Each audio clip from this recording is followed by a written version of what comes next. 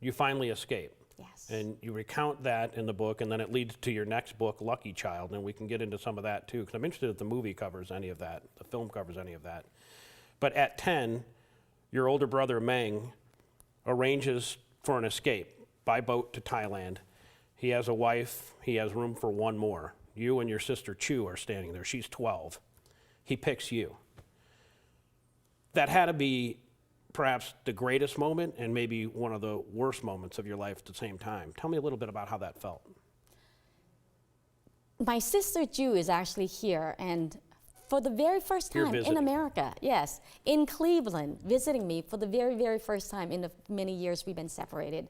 So it was really, really, like you said, the most joyful moment, because my child's heart just grabbed onto the dream that with this trip I could remake myself, I could have a better future, I could find safety, I could build a better life. As long as we get to that place where there is school, where there are working governments, where there is no war, where we could be safe. And yet, to grab onto this dream and this opportunity, I also knew I had to leave my siblings, and especially my sister, who was not just a sister, but a kindred spirit and a best friend. And we shared everything together when we were children, because there were, again, 7 of us. And with me being 5 when the war started and her being 7, we were always, and will have always been, and will always be the closest siblings. And I had to leave her behind, not knowing if I would see her again, if when we leave her, the war would come back and reclaim and take her life, or if I would ever make it to safety and we would ever reunite with each other again. So when I was chosen, I knew it was a bittersweet moment, that there was all this joy, but there was also the sadness of not knowing when I would ever see my sister again, and if she would be alive for me to find her after I left her. You ended up, through humanitarian religious group, going to Vermont and having a life there, one that she probably couldn't have imagined, because it was also kind of rural. She might have thought you were in the middle of some American skyscraper scene, and you weren't. 15 years later, you finally were able to reconnect. And as you mentioned, you've been back to Cambodia more than 35 times.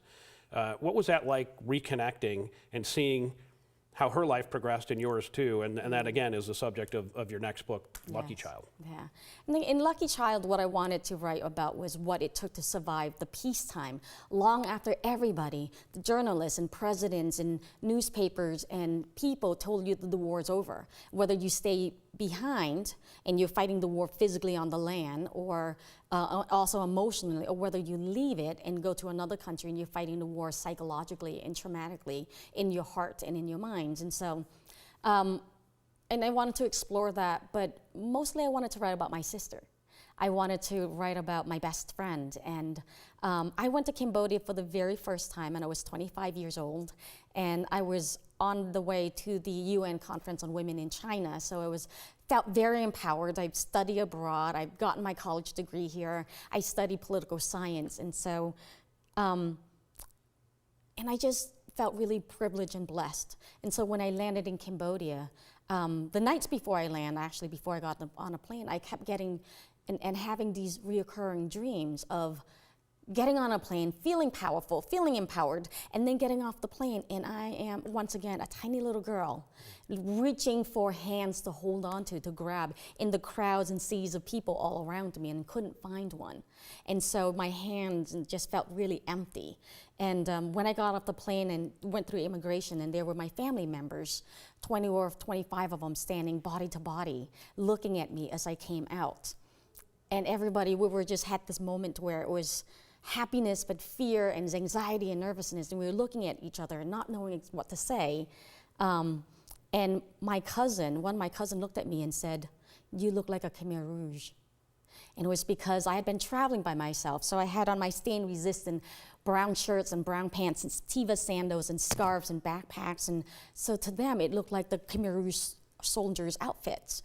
My sister immediately ran over to me, grabbed my hands, and that was it. That was all that's needed. And we were sisters again ever since. It was as if our bonds never broke.